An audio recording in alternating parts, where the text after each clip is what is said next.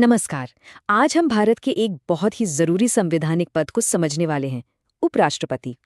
ये कहानी है एक तरह से उस अल्टीमेट बैकअप की, जो ये पक्का करता है कि देश के सबसे ऊंचे पद की कुर्सी कभी कभी भी खाली न रहे। चलिए इसे ऐसे समझते हैं। मान लीजिए कि भारत एक बहुत बड़ा परिवार है।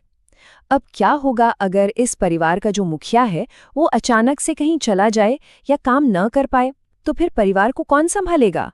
ये एक बड़ा सवाल है। तो इसी सवाल का जवाब हमारे संविधान बनाने वालों ने बहुत पहले ही सोच लिया था। उन्होंने तय किया कि इस परिवार को एक उप मुखिया की जरूरत है, या कहें तो एक छोटे पापा की। कोई तो ऐसा होना चाहिए ना, जो मुखिया के न रहने पर सारी जिम्मेदारियां उठा सके। और बस यहीं से उपराष्ट्रपति पद की नींव पड़ी। तो चलिए जरा गहराई में उतरते हैं और इस पद की संवैधानिक जड़ों को समझते हैं। मतलब आखिर ये पद बनाया ही क्यों गया और कौन है जो इस पद पर बैठ सकता है? देखिए, इस पूरी व्यवस्था की शुरुआत होती है आर्टिकल 63 से। ये आर्टिकल बिल्कुल साफ साफ कहता है, भारत का एक उपराष्ट्रपति होगा। मतलब ये कोई ऑप्शन नहीं है, ये एक मैंडेटरी कॉन्स्टिट्यूशनल रिक्वायरमेंट है। इसका सीधा मतलब ये हुआ कि ये पद कभी खाली नहीं रह सकता। हमेशा कोई ना कोई इस पद पर रहेगा। अच्छा, तो इस पद की जिम्मेदारियां क्या-क्या हैं? अब यहाँ एक दिलचस्प बात है।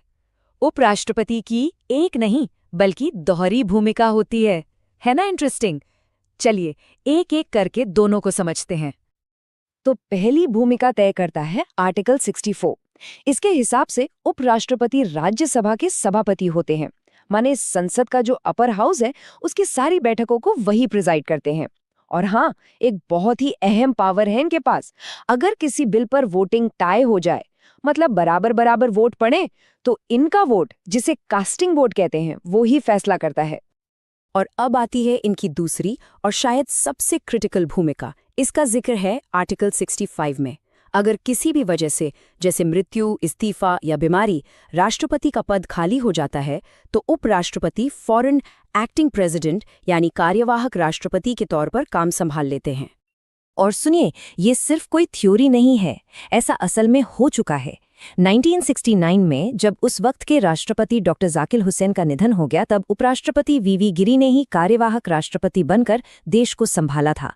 इस घटना ने साबित कर दिया कि हमारे संविधान का ये सेफ्टी नेट कितना मजबूत और कारगर है। अच्छा, अब सवाल ये उठता है कि इतने इम्पोर्टेंट पद के लिए चुनाव होता कैसे है? कौन चुनता है इन्हें और इनका कार्यकाल कितना होता है? चलिए इस पूरी प्रक्रिया को भी समझ लेते हैं। चुनाव की जो पूरी प्रक्रिया है वो आर्टिकल 66 में दी गई है।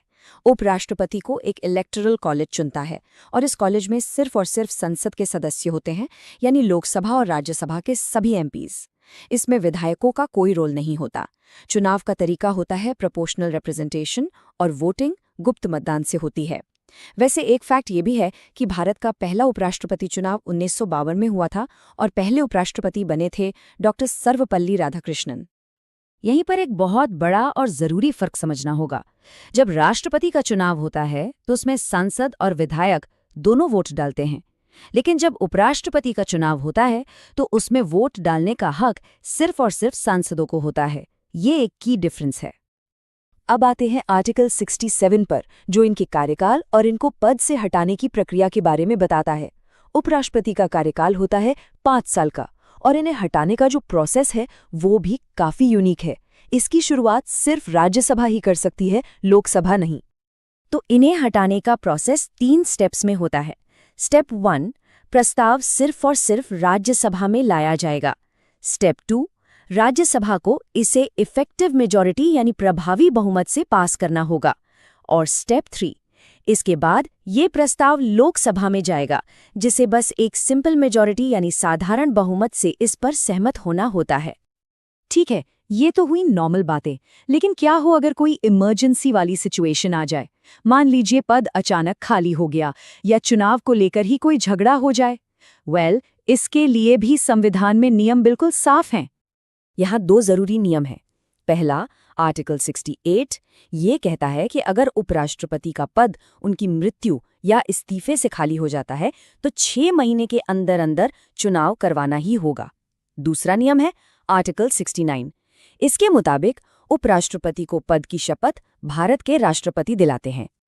लेकिन सोचिए, एक ऐसी सिचुएशन भी तो हो सकती है जब बड़े पापा और छोटे पापा, मतलब राष्ट्रपति और उपराष्ट्रपति दोनों ही ना हों। तब क्या होगा? तब देश का नेतृत्व किसके हाथ में जाएगा? इसका जवाब हमें मिलता है आर्टिकल 70 और इतिहास की एक असल घटना से। संविधान कहता है कि ऐसी किसी भी अनफोर्सीन सिचुएशन के लिए संसद कानून बना सकती है, और 1969 में बिल्कुल यही हुआ था। जब एक्टिंग प्रेसिडेंट वीवी गिरी ने भी इस्तीफा दे दिया, तब संसद के बनाए कानून के हिसाब से भारत के चीफ जस्टिस एम हिदायतुल्लाह ने राष्ट्रपति का पद संभाला था। तो सिस्टम में हर चीज का इंतजाम है। और मान लीजिए चुनाव की प्रक्रिया पर ही कोई विवाद खड़ा हो जाए तो इसके लिए है आर्टिकल 71। ये बिल्कुल साफ कर देता है कि उपराष्ट्रपति चुनाव से जुड़ा कोई भी मामला या विवाद सुलझाने का आखिरी अधिकार सिर्फ और सिर्फ सुप्रीम कोर्ट ऑफ इंडिया के पास है, और उनका फैसला ही फाइनल माना जाएगा। तो चलिए, अब तक जो भी हमने समझा है उसे फटाफट एक बार रिकैप कर लेते हैं। जो भी मुख्य बातें हैं उन पर एक नजर डाल लेते हैं। तो संक्षेप में, उपराष्ट्रपति की प्राइमरी भूमिका है राज्यसभा के सभापति की। इनका चुनाव कौन करता है? सिर्फ संसद के सदस्य। कार्यकाल कितना? पूरे 5 साल। इनको हटाने की शुरुआत कौन कर सकता है? सिर्फ राज्यसभा, जिस पर लोकसभा की सहमति चाहिए। शपथ कौन दिलाता है? भारत के राष्ट्रपति। और चुनावी झगड़े कौन सुलझाता है? सिर्फ सुप्रीम कोर्ट। सिंपल।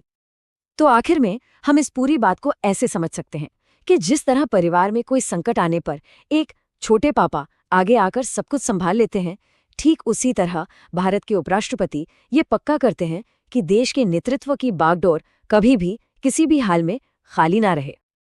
और ये पूरी चर्चा हमें गहरे सवाल के साथ छोड़ जाती है। सिर्फ उत्तराधिकार की लाइन में खड़े होने के अलावा किसी भी देश की स्थिरता को बनाए रखने के लिए एक बैकअप लीडर का सबसे जरूरी योगदान क्या होता है? इस पर सोचिएगा जरूर।